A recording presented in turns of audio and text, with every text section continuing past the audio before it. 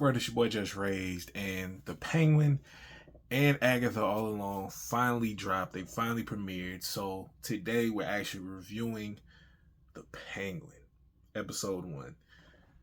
Man, let's just get right into it. It's gonna be a little bit different. It's gonna be some spoilery stuff, but it's also gonna be some non-spoilery things as well because I actually really enjoyed the show. It was definitely more anticipated for me than Agatha was. But yeah, man, the Penguin just off rip starts right where the Batman ends, and we get to see Oswald kind of finding his footing as far as in this new world with the different crime families, trying to readjust to what's actually going on in Gotham with the dam breaking and all that in the flood. So it was actually pretty interesting just to see him kind of just like really step into his own in this episode and just really like he made a he was trying to make some moves and it kind of went left because he got offended and somebody making fun of him, and the person that was making fun of him was definitely he was definitely somebody important in one of the crime families, and yeah, specifically the Falcone family, I believe. And Penguin ends up in a fit of anger, shooting this brother after this brother was making fun of him, and he kind of laughs at the fact that, like, yeah, I just did this, but then it kind of hits his reality, like, oh shoot, I just did this. Like, who did I just kill? I just killed this person. It's like, yeah, I just killed him. Then it's like, oh, dang, I just killed him. So he's trying to figure out how to hide the body, get away with the murder, and he ends up leaving where they were at and going to his car. His car it looks like it's getting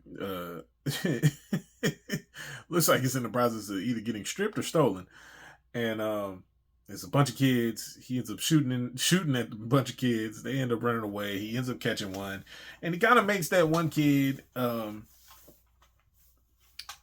of become his apprentice instead of killing him. So he just kind of is rolling with him and seeing the ropes throughout the episode, and just seeing Gotham's underbelly through the viewpoint of Penguin. So that was actually a pretty dope aesthetic choice and character choice as well. Instead of him being ruthless and killing the kid, he just like, you know what, nah, I'm gonna take you under my wing and you're gonna help me with this. And so he just kind of throughout the episode just kind of rolling with him. We get to see the dysfunctional relationship between Penguin and his mother, which has always been just a little weird to me personally, but it's been a little bit odd. It's just been just a little bit odd, but it was definitely dope seeing their interaction, seeing their relationship, seeing how quickly his mother can turn on a dime as soon as the young fella walks into his mom's crib. She starts spazzing out. Well, she starts flipping out. Excuse me. She starts flipping out and going crazy. Trying to figure out who this dude is in her house, and of course Penguin has to calm her down and tells old buddy to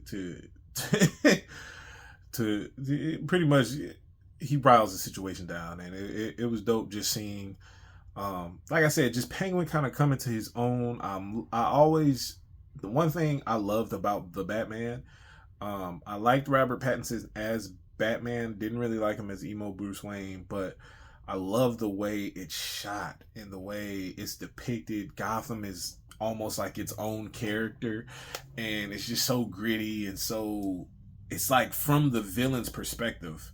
So like Batman was almost depicted in the Batman as like a villain, and the way he would terrorize the villains from their perspective was just it was just dope the way it was shot, and it was more of that cinematic feel in the Penguin, and just seeing things through the lenses of Oswald, and just seeing him just go through trying to grasp at the little bit of power and little bit of control that he has in this particular situation with the families adjusting to everything that happened in the Batman and wanting to kind of pull out of certain parts in the city, and Penguin's like, hold on, wait, we ain't gotta pull out of this part of the city. Like everybody's scrambling right now. Like we could actually take foot in different territories and properties that we didn't have before, because everybody at this point is scrambling.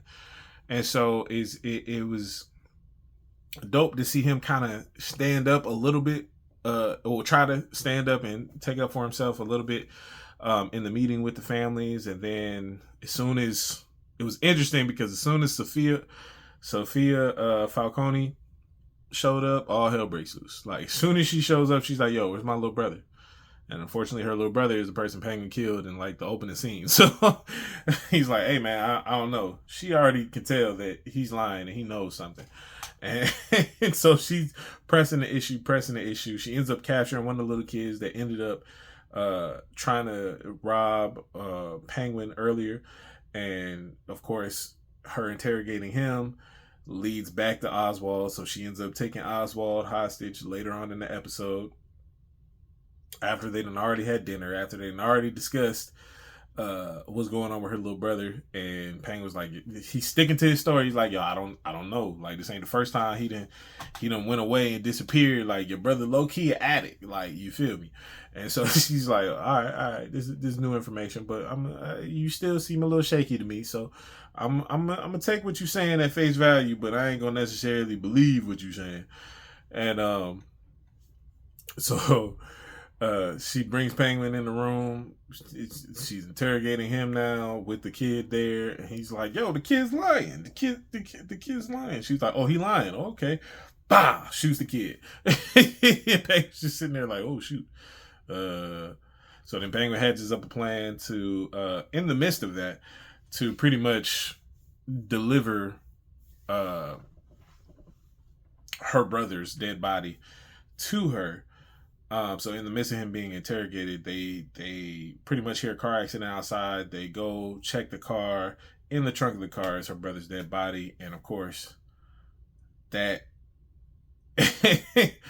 that was a part of Penguin's plan. He was just sitting there laughing. Of course, they had left him at that point, and she was just in shock. And that's pretty much how the first episode ended.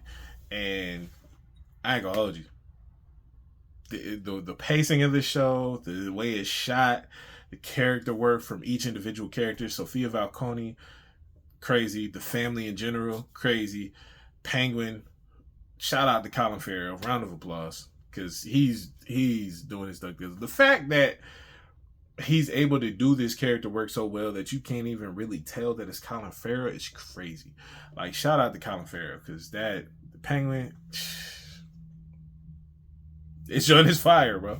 It's joining his fire. So my review, as far as for episode 1, my ranking for episode 1, I gotta be honest, it's giving low key, like DC Comics version of Sopranos, low key. Like, that's what it's giving when I'm sitting there watching. I'm like, yo, this low key feel like the Sopranos. It feel like I'm getting engulfed in this world through the Penguin's eyes, and same way I got engulfed through the Sopranos world through Tony Soprano's eyes. So it's just like, this is interesting. And so I'm gonna give it a 9. Episode 1 was really good to me. I'm gonna give it a 9 out of 10. Let me know in the comments below how you felt about it. What rating would you give episode 1? Have you even watched it? Put it on your watch list. Are you gonna put it on your watch list? Are you gonna watch it later? Let me know in the comments below. Let's chop it up. What was your favorite part? Who's your favorite character just off of episode 1? Right now, I'm still lean. I'm gonna still say the Penguin's my favorite, but Sophia is crazy. She's crazy. So I'm interested to see where she goes and where Penguin goes. Where she goes and where Penguin goes, and how their stories are interconnected throughout this first season. So don't forget to like the video. Don't forget to share the video. Don't forget to subscribe to the channel. Let's build up this community. We're almost at 300 subscribers. We're trying to get to 1,000 before the end of the year, and I believe that we can do it. So let's subscribe to the channel, hit that notification bell, And that way you can be notified anytime we drop a new video. And never forget, it's free show to the show free. Let's get it.